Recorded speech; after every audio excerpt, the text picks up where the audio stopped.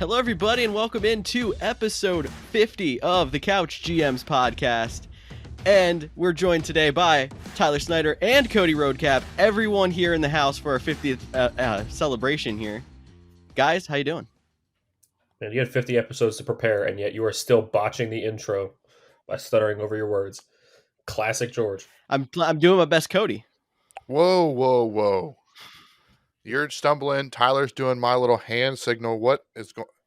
This is not the Cody Roadcap podcast. As much as I'd like to make it feel like that, this is the Couch GMs podcast. And which is why sharing is caring there, Cody. Right. So you all impersonate me. But we should probably get into some news. That's what I think. You guys want to get into some news? Sure. Why don't we get into some news? All right, what news are we getting into today? How about we start it off with the Jaguars, since they're in the Titans division. I don't know if you guys heard, but the Titans are the team that got Julio Jones in the offseason, so we're just going to start it off with that. But yes, this is what Jaguars, we missed all these weeks. This is what we missed. The breaking news of Julio Jones? Yeah, where would you be without me? But anyway, Jaguars running back Travis Etienne is out for the season with a Liz Frank injury. This is a crushing blow to fantasy owners who drafted him above James Robinson, and a hip hip hooray kind of moment for those who did draft James Robinson. But honestly, it's a really sad thing for Etienne. He was expecting a big rookie season. The rookie season is one of your most memorable seasons as an NFL player, and now he's not going to have a chance to play, and he's going to wait for his sophomore season to have a chance to finally hit the NFL field, and we'll see if he comes back from this injury as the same type of player as he was in college. You never know, but guys, what kind of other impacts do you think that this is going to bring on the league? Well, obviously, the first thing you think of, like you said, is James Robinson. And we've had a couple of questions about where do you take James Robinson now that Etienne's out? And I think he immediately jumps right into that. I guess it's third running back tier with the players like Miles Sanders and J.K. Dobbins, those kind of running backs, because you saw he was a top 10 running back in fantasy last year when he didn't have the competition there. And their offense got better by getting Trevor Lawrence and Marvin Jones and a couple other pieces around there. So I don't see any reason why James Robinson can't be a workhorse running back for your fantasy team now. That's the biggest impact from this. No, completely agree. He's not a sexy pick because he's on the Jacksonville Jaguars. No one wants anybody part of that offense because that team is most likely going to have less than 5 wins. You're not expecting a lot out of them, but look back to his rookie year. He was undrafted. He did not lead the AFC in rushing. That was definitely the guy. I don't want to mention his name. But he was, I think, top 5 in rushing is what I was about to say. So he still can put up numbers. So definitely a guy to keep your eye on. And hopefully you took him in all your best ball leagues because I'm sure he was a steal then too as well. Another big injury that happened, though, was on the defensive side. Jets defensive end, Lawson, ruptured his Achilles and joint practices with the Green Bay Packers. Their free agent signing, big name free agent signing for the Jets this year, out for the season. Achilles, big to bounce back off or come back off. So we'll see how that turns around. Not too much fantasy news because if you were starting the Jets defense in fantasy, are you in a 32 team? Are you in a 32 team league that we don't know about? Like, did you have the last pick? Like, what are you doing starting the Jets in fantasy? So just tough loss there for Lawson. Slightly more fantasy relevant, but news that's not really going to affect you. Jalen Hurts didn't play in preseason game 2 for the Eagles. He had a stomach issue and went to the hospital, but he is okay. I can relate. Not sure if he's going to play in preseason 3. Oh, yeah. I think Tyler can too here, actually. Yeah, stomach issues. Send us to the hospital. Yeah. They go away in a couple days, but it's all good. Yeah. We're good. Yeah, Jalen Hurts was back at practice. I don't know if he's going to play in preseason 3 because I think the Eagles are going to rest starters, but don't worry, he'll be back for the regular season. Out of you Jalen Hurts owners will be fine. But another big news outside of injuries for this week, the LA Rams backfield got another upgrade, and that was Sony Michel from the New England Patriots. I mean, maybe not upgrade, but it made it a lot more cloudy again. Because it might no longer be Darrell Henderson bulk of the carries. It might be more of a 50-50 with Sony Michel now. We don't really know. and there's not a lot of time between now and the regular season for us to know. The only thing I want to mention is Sony Michel was the most effective back in game 2 for the Patriots because he averaged 5 yards a carry and then immediately got traded to the Rams. So if he's going to have a bounce back season from where he was last year, who knows what it means for Darrell Henderson or the Rams backfield. Well, I think this trade's actually really big for Cody and I because in our main league, I drafted Damian Harris with a late round flyer, and Cody took Darrell Henderson as his number 2 running back because he went with the no running back theory that we said to shy away from so many times. So I think Cody and I are both impacted by this trade in different ways. I'll take my side to start. I have Damian Harris. Yes, they have Ramondre Stevenson, the rookie. He had 15 carries for 66 yards and 2 touchdowns in the second preseason game, which is great. Don't get me wrong. However, it is preseason. You can't bank on that too much. Bellatrix is going to use all of the running backs that he has. It's just the kind of guy he is. But I also don't see him running out Ramondre Stevenson as a 3-down starter to start the year. I don't see it. If Stevenson's going to have a role, it's not going to be until more towards mid-season, in my opinion. He might have a few carries here and there, but he's not going to get enough to be fantasy worthy until mid-season. Damian Harris, though, I think does get an uptick, mainly because he was one of their most effective and most used backs by the end of last season. And at the same time, his only thing holding him back last year wasn't him not performing well. It was having too many mouths to feed in that backfield. So getting rid of one of them in Sony Michel that they definitely tried to keep using, I think that all that does is help Damian Harris's value. Would I say draft him as like a number 2 running back or, reach for him? No. But as a late round flyer, he's an even better looking pick now for some depth. Yeah, I agree with you what you're saying. You did mention that you drafted him. You took him right in front of me because we, of course, had to draft right next to each other because that's just how we play fantasy. We're always back and forth with each other. I think Damian Harrison shot himself into, round 7 through 10 even, especially because it looks like Mac Jones is going to start from week 1. And we also talked about how Damian Harrison's role was decreased or less valuable because you thought Cam Newton was going to steal goal line opportunities to score touchdowns. Now it is Belichick and McDaniels. Maybe they bring in Cam Newton to play quarterback inside the 20s. We'll have to wait and see there. Now the Sony Michel thing, it does hurt me a little bit. Like Snyder mentioned, I did take Darrell Henderson in round 5 or 6 in our main league as my most likely RB2, but I don't think it hurts him.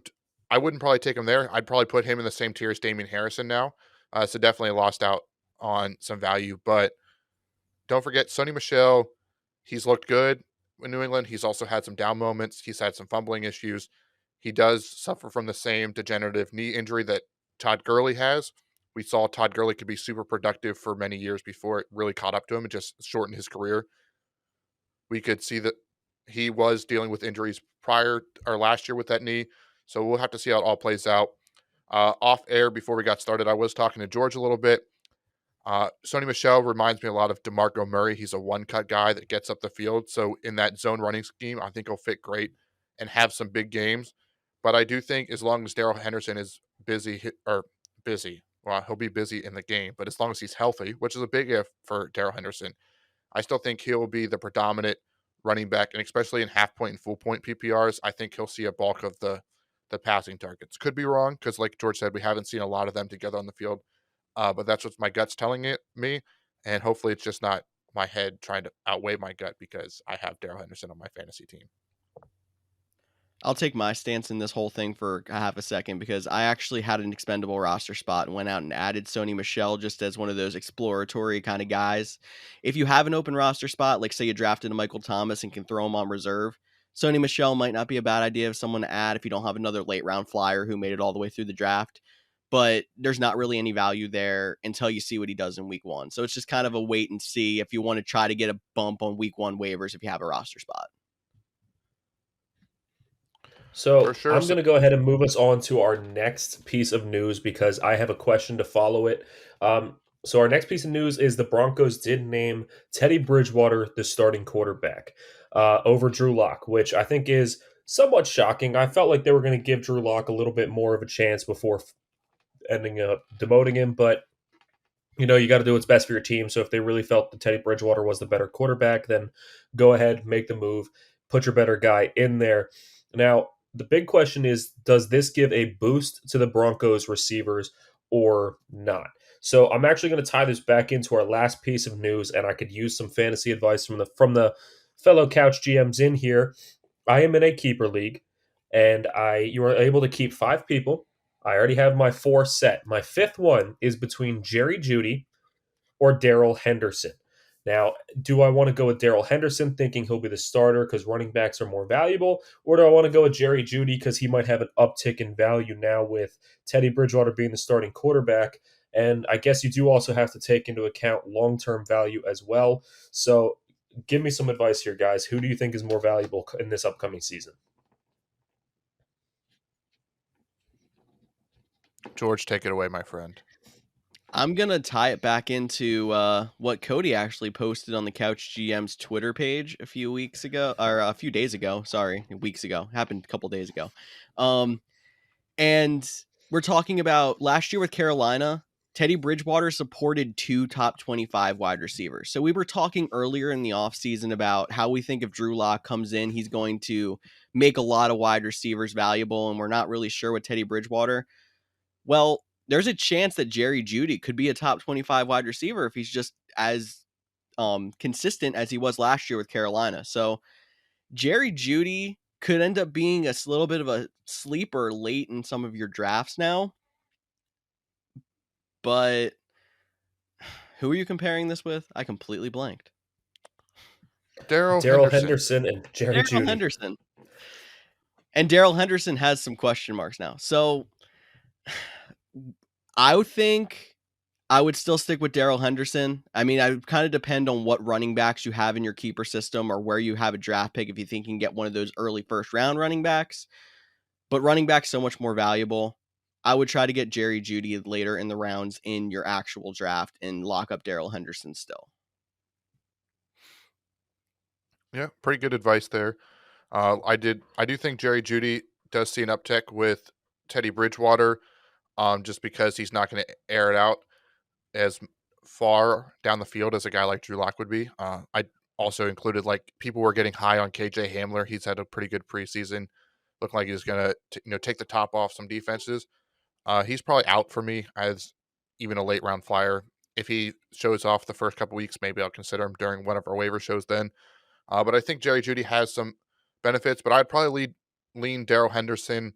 Again, unless you tell me that your other 2 keepers are like Derrick Henry and Nick Chubb, then I'll be like, maybe I'll take Jerry Jeudy because...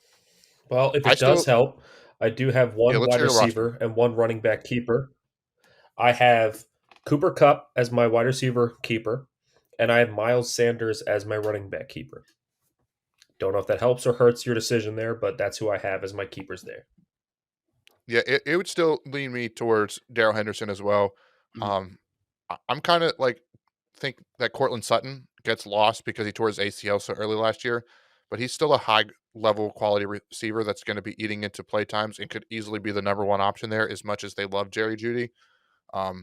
So for me, I would take Darrell Henderson because I do think he'll have a little bit more value.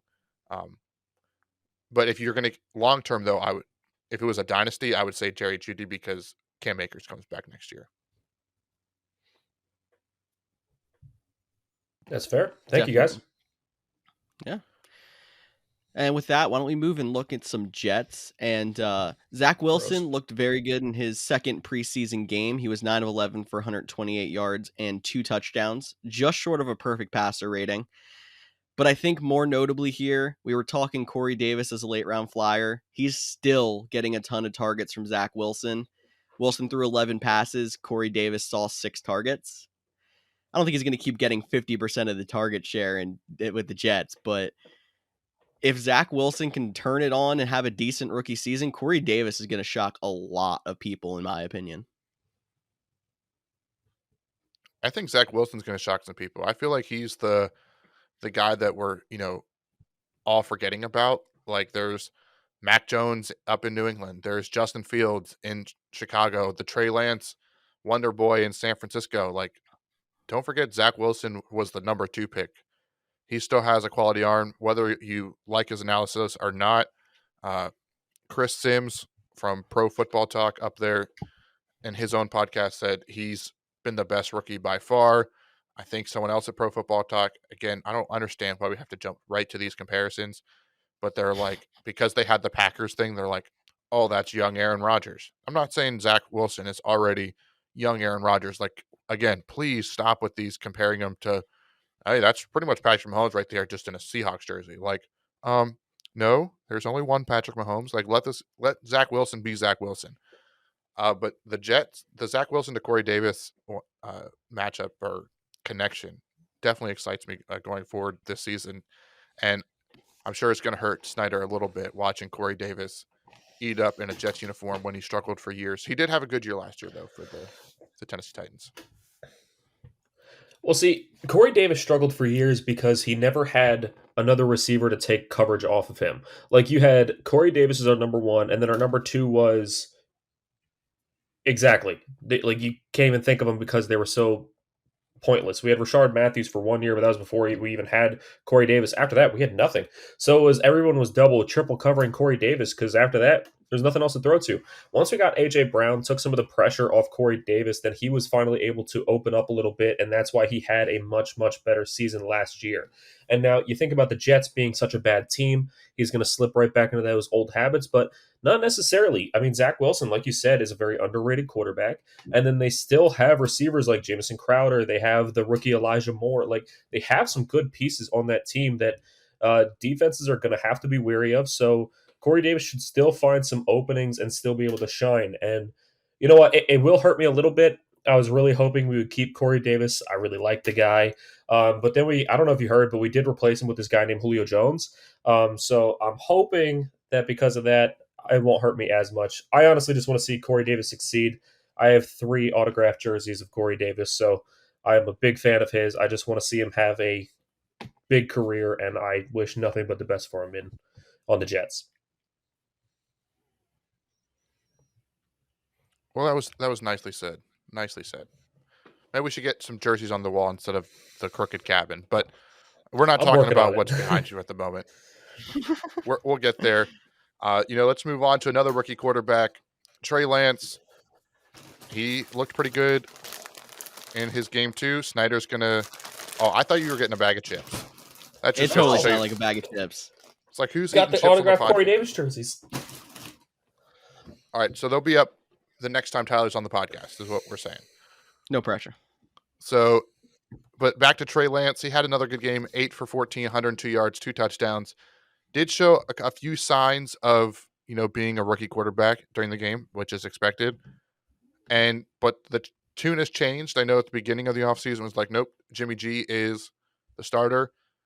Kyle Shanahan's being a little bit more stingy about, I guess we'll have to wait and see. I have a long time until I have to name that person. So something to keep an eye on there. I think Trey Lance is the best option for San Francisco. Just let him play. He might not start right away. Fun rookie and a guy I love taking.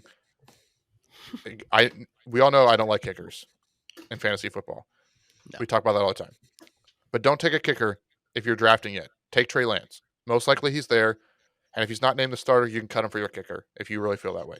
But if he is named the starter, find someone else to cut, because the guy could be like 2 or 3 seasons ago when Lamar Jackson went in the last round and won everybody their fantasy leagues, except me, because that didn't work out for me. But everyone that drafted Lamar Jackson last won a championship.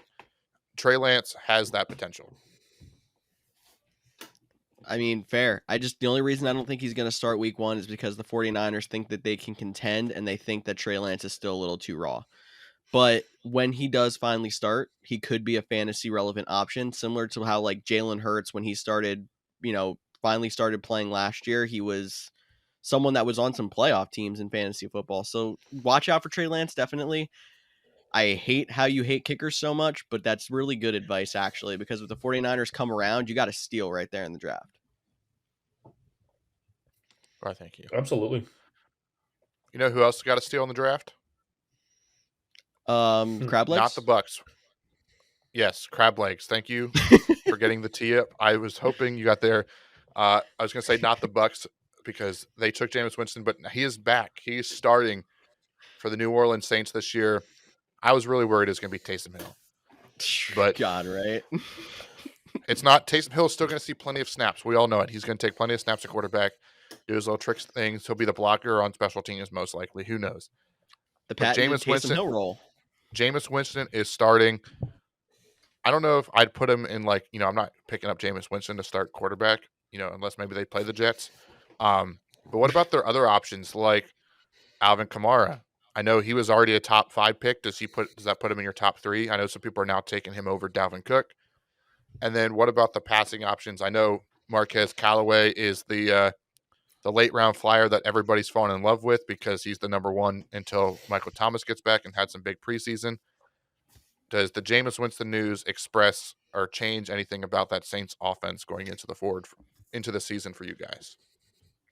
Let me start off by saying that Alvin Kamara should not be in your top 3. Your top 3 should be McCaffrey, Dalvin Cook, Derrick Henry. Doesn't have to be in that order, but those should be your top 3. Alvin Kamara should not be going over Henry or Dalvin Cook, in my opinion. I don't care if he can catch passes. I don't. He should not be in your top 3. Can he be your number 4? Absolutely. But as far as the other guys getting an uptick, absolutely. I don't think that Taysom Hill was really the guy that should be lighting up the fantasy stat sheet for you. I don't think he should have been the starter. I don't think he should have even been a conversation. Like, people underwrite Jameis Winston because of the fact that he got benched because he threw so many interceptions.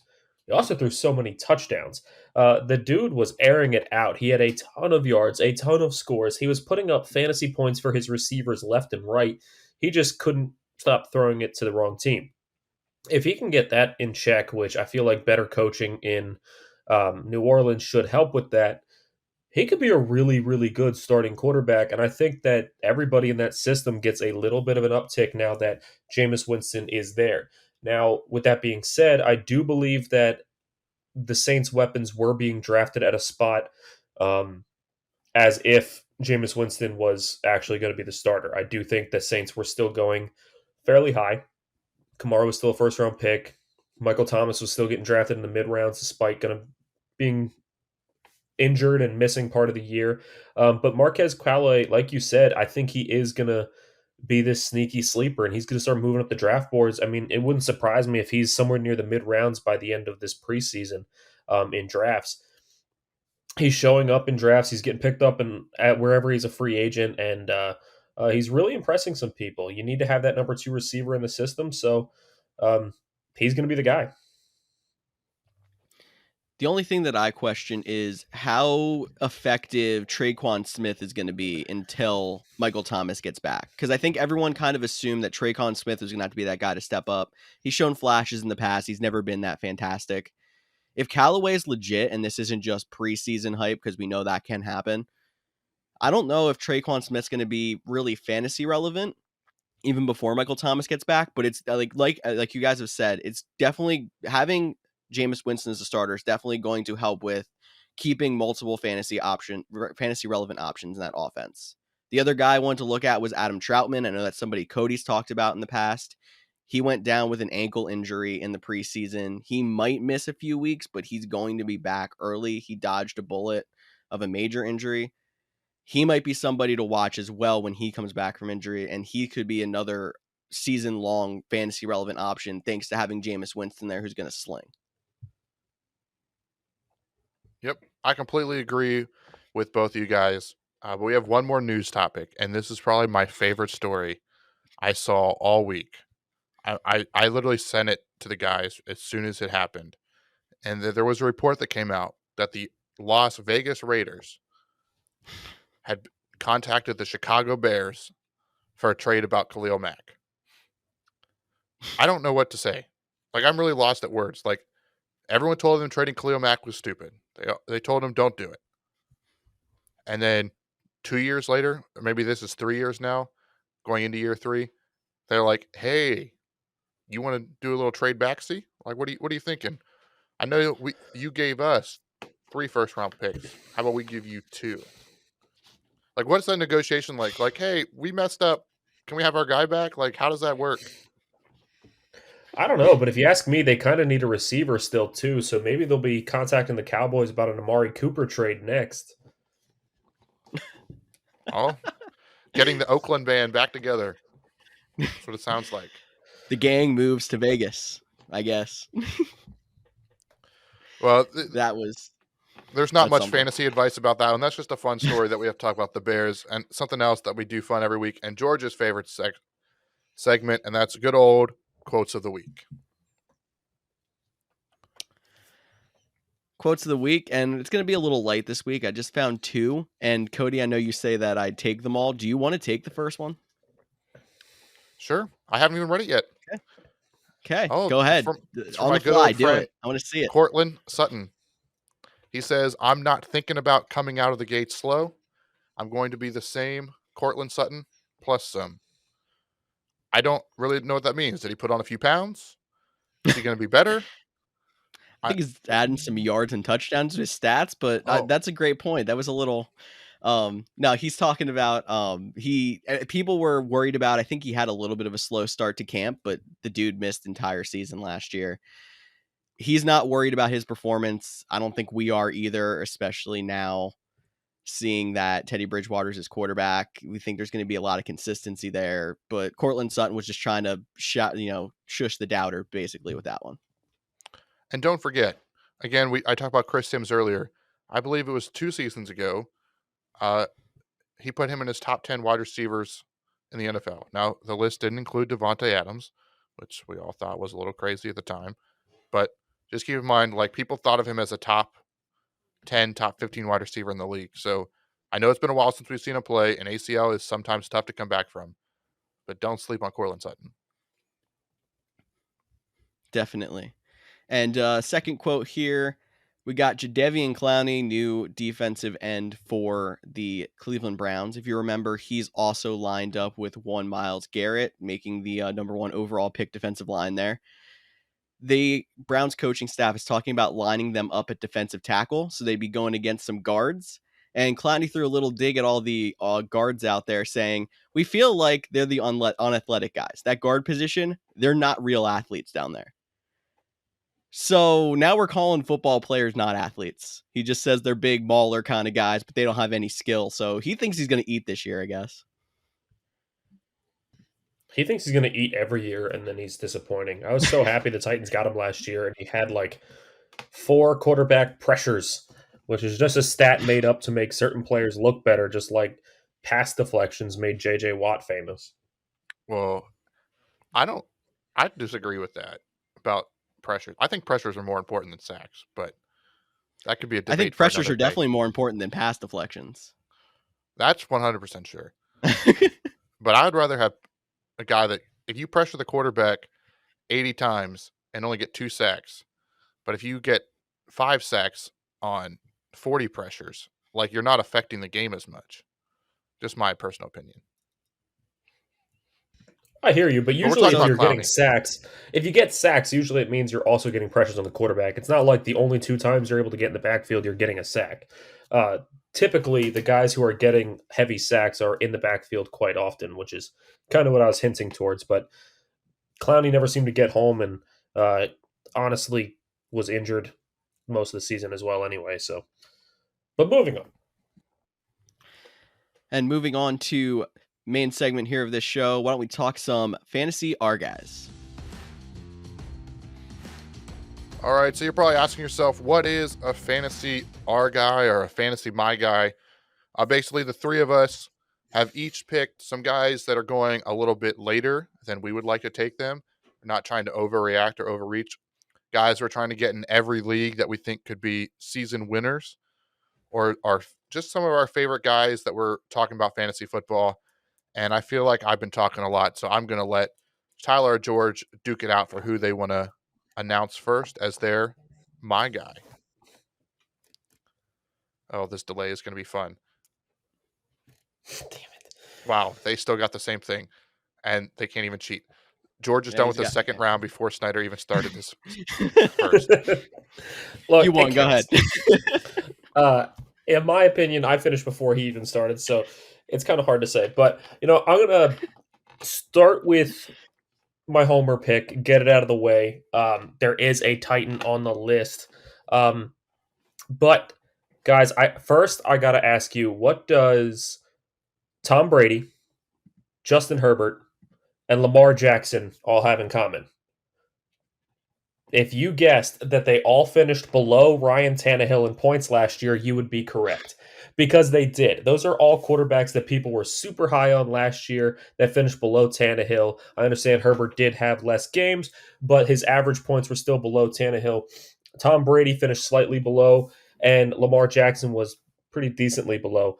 But Ryan Tannehill last year was averaging a ridiculous amount of points. He was right up there with Russell Wilson in the points that he was putting up. Now, if you look at this year's rankings, Russell Wilson is going in the middle rounds, where Tannehill is going late rounds or even undrafted. Cody's got a little smirk, so I feel like he's about to drop some random stat on me that's going to make me look like an idiot. But go ahead, let's hear it. No, all I was gonna say was I love the Tannehill pick. He's going sometimes even undrafted. He's going in like round 12 or later.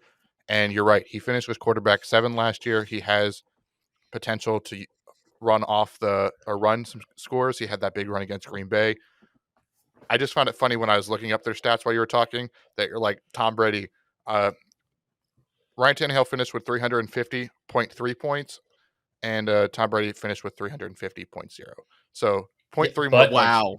Above is above. That's all that matters. Listen, if I win a fantasy match 100.5 to 100.0, I still win the match. That's all that matters. So anyway, yes, Ryan Tannehill does have that running ability. It just made me laugh. That's all.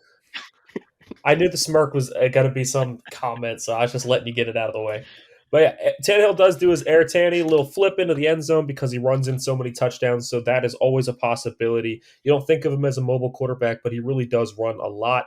And now he did it last year, being the 7th-ranked quarterback with Corey Davis as his number 2. And now this year he has Julio Jones as the number 1 or 2 with A.J. Brown, and you have Josh Reynolds sliding in there in the slot, which I feel like is a big uptick from Cam Batson, which is what we had last year. So a lot more mouths to feed, a lot more places the ball can go. I think Tannehill's going to have a great year. And yeah, like Cody was saying, he's going potentially undrafted or round 12. He's a backup quarterback at best in fantasy drafts where he could be a potential startable every week quarterback for you. So definitely go out and snag some Ryan Tannehill. You will not regret it.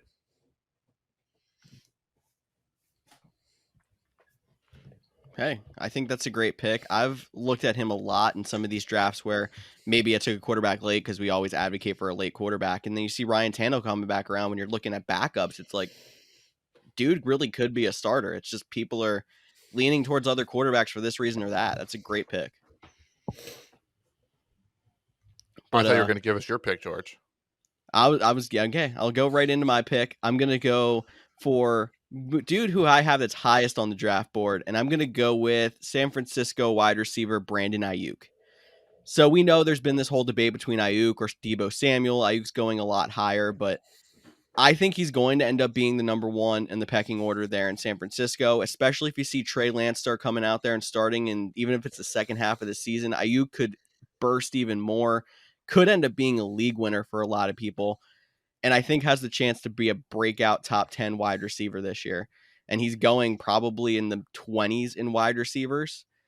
He had a really strong finish to the season last year as well, albeit I guess that was a little bit without a couple of games without Deebo Samuel, but he really solidified himself by the end of his rookie year. And I think he's ready to take a huge step as a sophomore. Interesting.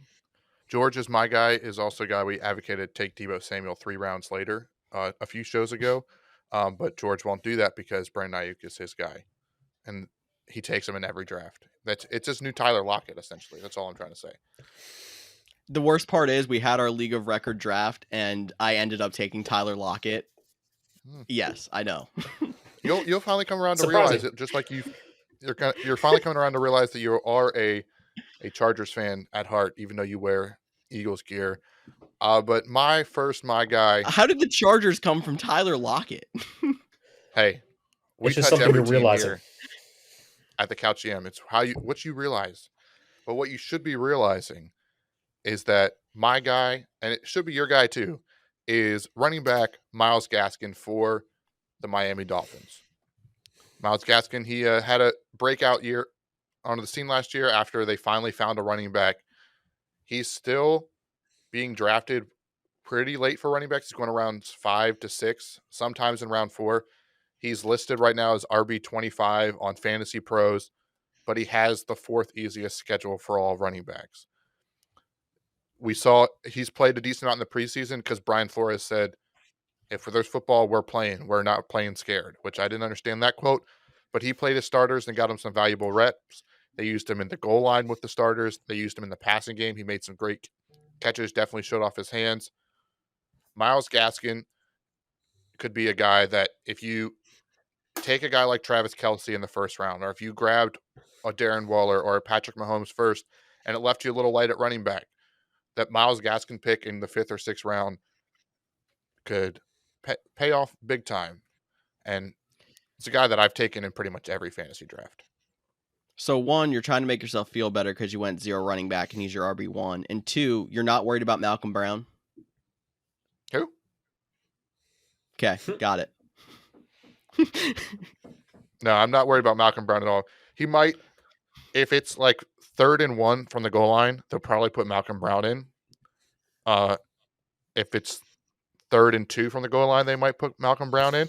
But outside those few situations, I think Myles Gaskin has a clear lead on that running back room. And we talk about running back committees a lot. Myles Gaskin is a guy that's going to see 75 to 80% of the opportunity there.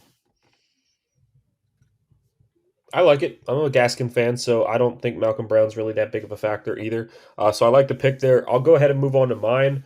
Look, this one's going to sound like a surprising one because for the most part, we're picking more middle tier guys that people are overlooking, but there's an overlooked player that is right in the first 2 rounds, and that is my boy Saquon Barkley. Now, I understand the fear. If you took Saquon in the last 2 years, he's probably your guy that you just have that grudge in the back of your head and you will never take him again. I get that. I've been there. And I understand that you're worried about injury issues, and now he's already injured again this year. So it makes you a little worried. I get that. But we forget that Saquon Barkley is a generational talent that can give you 40 points in any given week. And he is now slipping to the 2nd round, late 2nd round. I've even heard of drafts that he fell even as far as the 3rd because people are so afraid to take him. Guys, if you're getting a guy that, if he does stay healthy, which is a big if, then he could be the top 3 running back in the league. And if you're getting a top 3 running back in the lead in the 2nd round or even 3rd round, I mean, that's just crazy, then what a value of a pick are you getting right there? Like, that's crazy. Now, I understand he does have injury issues in the past. However, you can't draft based off of injury. It's one of our biggest pieces of advice we've given on this podcast before. Just because a guy got injured before doesn't mean he can't get injured now. And there's plenty of people you could take. Like, you could be like, hey, I'm drafting Travis Kelce at 10th pick, 1st round tight end, because he never gets hurt. He's always healthy. He's always great. And then he gets hurt in week 1 and he's out for the season. You can't just avoid people because they might get hurt, because you never know who's going to get hurt. It's a physical league. Injuries happen. You just got to be planned and ready to draft around that. If you take Saquon Barkley, you're afraid of injuries, take a couple late running backs that could be some flyers to help you out in case he does go down. But do not avoid this guy because of his injuries. He's such a talent. Plus, on top of that, the Giants never really had much at receiver before. They've had some decent players here and there, but nobody that's really mind-blowing. But now they've added Kenny Golladay. They've added that change-up player in John Ross. They have Sterling Shepard, who's going to be able to play more often now. Like, they have this talent. They still have Evan Engram there at tight end, Kyle Rudolph at tight end. If you consider him a guy, like, he's a good red zone guy, then you have all this talent at receiver now that defenses aren't going to be able to just focus on Saquon. They're going to have to play back a little bit. Saquon might even have more room to eat, might get involved in the pass game even more. This guy could be huge this year. Don't pass on him. I do think it's been ridiculous how he was in that top 5 tier running backs at the beginning of the offseason. And now he's just slowly going down people's boards for whatever reason. He's practicing again. It's not even like it's because of the previous injury. And now he's like most people's 9 or 10. I mean, I think the only person that I've moved above him on my board is Nick Chubb. So you're saying you still take him at 6? I would still take him at 6. Okay. That's what George says. Maybe that should have been your my guy. I don't know if Tyler would take him at 6.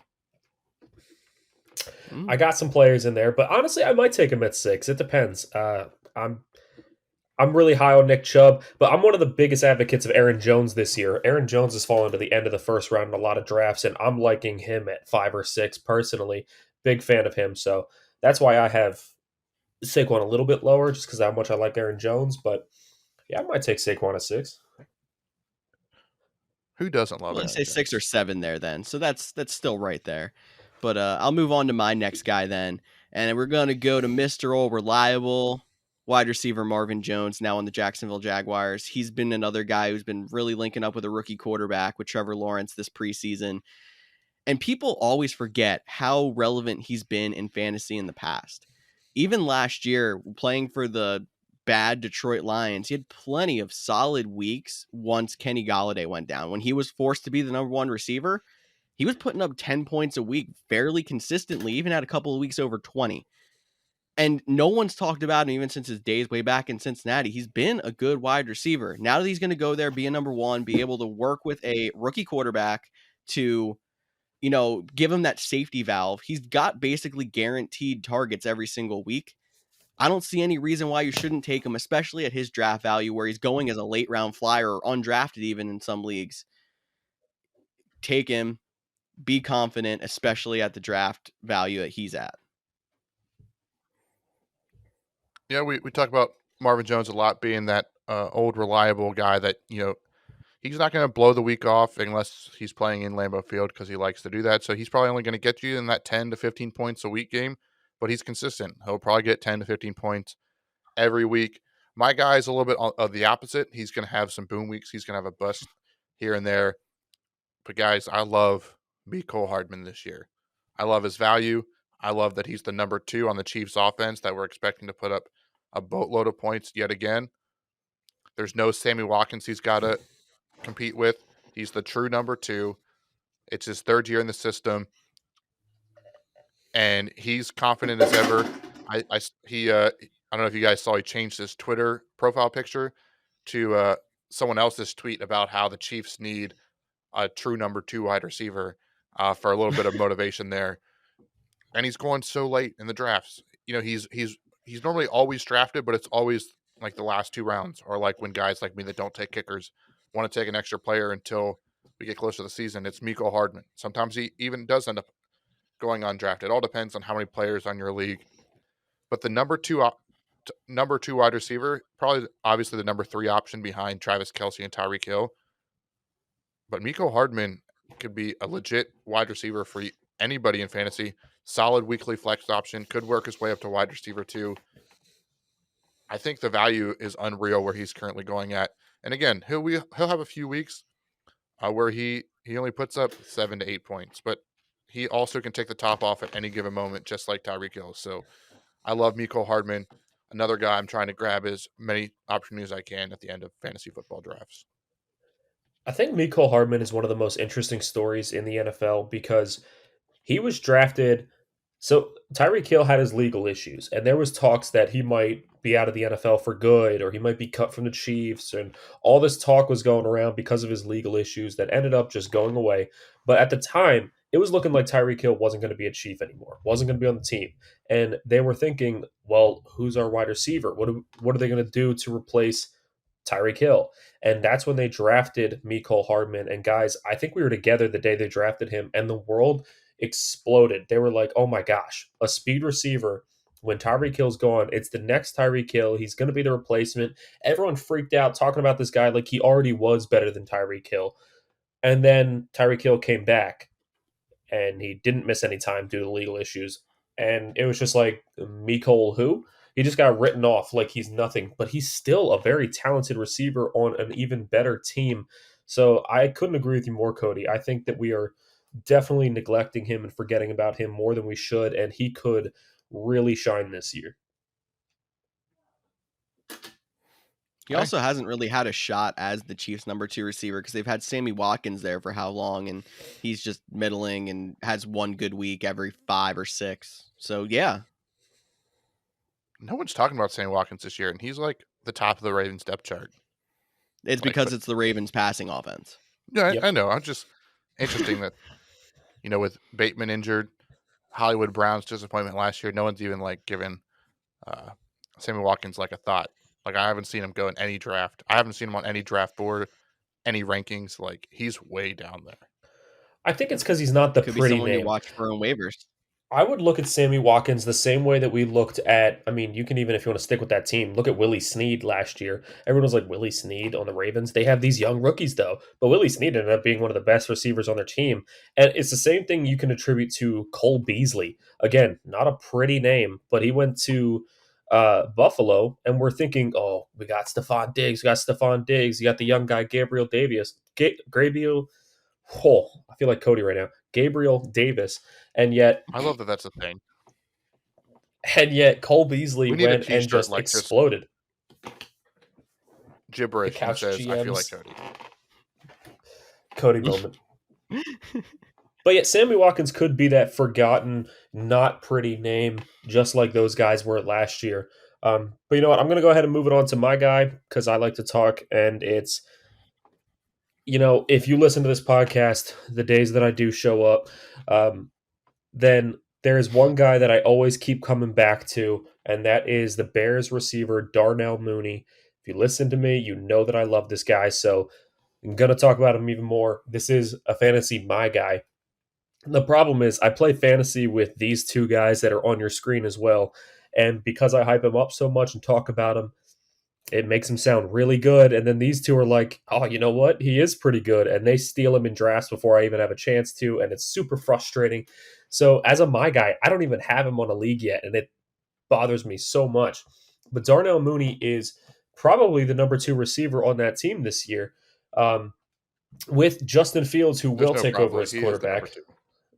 Stop with Andy Dalton. Just get him out of there. I don't want to see him start the year. Nobody wants to see him start the year. Get Justin Fields in there as quickly as possible. And you got Allen Robinson, who's going to take the number 1 corner. And then you got Darnell Mooney, who can take the top off of defenses the same way Tyreek Hill can. I love me some Darnell Mooney. I'm so excited for this kid. I took him in a Dynasty League last year before he even became a thing. And I could not be more excited for him this year.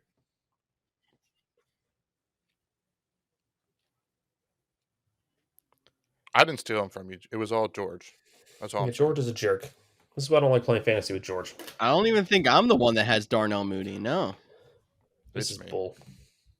Is it you? It's you. I have him in our Dynasty League. I signed him as a free agent. Someone else took him in our main league. It was neither of us. It wasn't us. But George, I think you have another Bear. So let's hear about your competing argument for a guy that you like from that same offense. So looking at that offense, I think there's 3 really solid options for receiving targets. The lock is Allen Robinson. We all know that. He's going borderline, like, 3rd, 4th round in fantasy drafts. You got Darnell Mooney, who, I mean, a lot of people I do like him as well, but it's Tyler's guy. And then there's a guy who, watching the preseason so far, I feel like has really built a rapport with Justin Fields, and he might start slow if they do put in Andy Dalton, but I think he's going to be a sleeper, especially at the tight end position, is Cole Kmet. Cole Kmet started breaking out a little bit last year, but they got Jimmy Grandpa over there who's taking some of the tight end snaps. I feel like eventually he's going to have to start taking less snaps because he's getting up there in age. He's not going to be able to play that tight end one role. We're talking about. It is. You're right. But if they give Cole Kmet enough snaps, and I think Justin Fields likes him, and I think that's going to bid well for him getting more snaps, he could end up being one of those mid-season pick up your tight end like a Robert Funyan-Tunyon was last year, and he could be someone that could maybe not be a weekly starter, but start most weeks for your team. I've been picking him up in a couple of drafts as my late round flyer, hoping to just stash him and beat that waiver wire rush for later and try to find another tight end to play the first few weeks, hopefully decently. He's someone I'm targeting that's not been talked about as much. Hey, I like both of them. For Chicago Bears players, I don't play fantasy with my heart. I'll take them on my team, and those are definitely two guys I've looked at, especially in those last few rounds. Except they go around the time Mecole Hardman goes, and that's my guy. So I got to take Mecole Hardman. But I'll wrap up this my guy segment. I'm not going to talk much about him because I've mentioned him on pretty much every podcast leading up to this moment. A.J. Dillon, if he's there in the 10th round, take him. I know we're high on Aaron Jones. The Packers are going to have two startable running backs that you can use. I know everyone's thinking about Aaron Rodgers coming off the MVP, but both running backs will be startable in fantasy football this year. A.J. Dillon, 10th round, take him. He's more than a handcuff. And I love him. See, so you're thinking of in that dark spot right here, there is an A.J. Dillon jersey over there. I guess I got to learn how to point backwards. But right there, I promise it's over there. So one, Cody does not have a career as a weatherman. And two, so you're thinking that backfield's going to be almost like the Kareem Hunt, Nick Chubb, but would you put Aaron Jones as more of the Kareem Hunt, but he's going to be more points? Because A.J. Dillon's definitely the power back, the guy who's going to run it down your throat. I'm not a huge fan of comparisons. Let A.J. Dillon and Aaron Jones be Aaron Jones.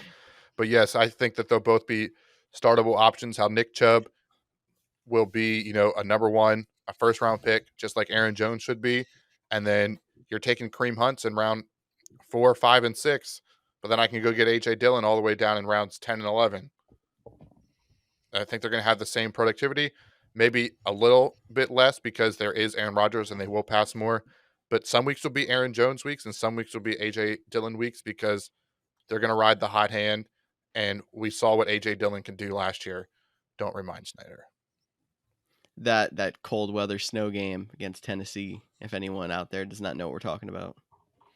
It is what it is. We both lost this. We both didn't win the Super Bowl, so we're in the same boat no matter what. That is a very good point. We didn't win the Super Bowl, so we're in the same boat. But guys, we mentioned at the top of the show, but this is our episode 50. It's kind of hard to believe that we've been doing it this long because I feel like we still don't really know what we're doing. It could just be me. I feel like we're just playing it by ear. But George put in our rundown, a little reminiscent on our first 50 episodes. Did any of you have a favorite moment, an interaction with fans? Back to when we did challenges, which I don't think are coming back this year. Thank Jesus, because I always lost. Hey, Tyler, want to bring back challenges? I'd love to. I would love to. I mean, we do have a $1 bet on some terrible Lions receivers. Don't forget about that bet. We got to keep that going. But we don't have Tyrell Williams all the way. What was my pick? Montez Cephas. You had Brashad Perryman. Is it? I did not have Brashad Perryman. You did have Brashad Perryman. You have Brashad Perryman. I have Quintez Cephas, and he had Tyrell Williams. There's no way. Yes. I don't know what you were on that day, but you were about it. You were all about it. No, because I love Amon St. Brown now. I think this is before the draft. This was before the draft. No, what? Was it? It had to be. There's no way. We'll go back and find it. We'll clip it for everybody just to remind Cody. But anyway, of those, I'm going to go ahead and steal it from you just because I don't want anybody to steal my favorite moment because I think it's the most obvious one. But my favorite moment would have to be our beach podcast, not just because we were podcasting at the beach. And I know it's a recent memory compared to all 50 episodes, but not just because we were podcasting at the beach, which is always great, but because, guys, I mean, I love talking with you guys on here, but there is a delay. We're talking over each other. It sounds weird. There was nothing like feeding off each other's actual energy, being in person and being able to just turn and be like, George, you're an idiot, like right there, and not have to be like, George, you're an idiot. Hey, why'd you say that? Like, it just doesn't, it's not the same. It's terrible. So I loved being able to feed off each other's energy, being there with you guys. Hopefully we can do more of that coming soon. Cody, you just have to move closer to us and we'll be able to make it work. Or you could move closer to here. 2 people I'm just moving is a saying. lot harder than 1 person moving. Come on now. We can make it happen. But that was a great time. If you didn't check it out, you should go back and watch it. We talked about some fantasy pet peeves. Definitely one of our favorite episodes. It was just a fun one because we were all together. George, how about you? Any favorite moments? Because everyone likes picking on George and everyone likes torturing George, and because of the things that stick in my head the most, the 2 that I came up with were actually punishments, which is funny that came up here at the top.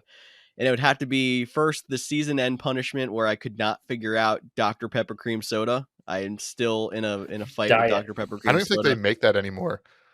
It's They Diet do, Dr. Pepper actually. cream soda. It's very popular still. Even better. And then the other one is the hot dog water and Miracle Whip concoction you made me drink. I mean, I hate Miracle Whip, and I always will hate Miracle Whip, but that was probably one of the most foul things I've ever done, and that will stick in my mind forever. I still think Jen's smoothie was worse than anything you drank, though, if I'm being honest. Dude, Jen's smoothie was raunchy. It That was so was bad. nasty. I can't kind of believe- wish we could have save that smell or something to be able to actually smell it outside of what just you 2 did. We just had to listen to you 2 and take your advantage from it. No, that's okay. We don't need that.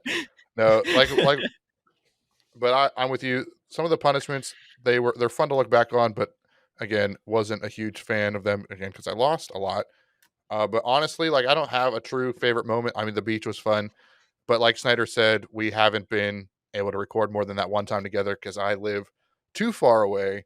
So I think it's just been fun to have all 3 of us on once a week. It gives college friends a good reason to stay connected, because before the podcast, during the off season, we barely talked because I'm a terrible texter. So now we have a reason to.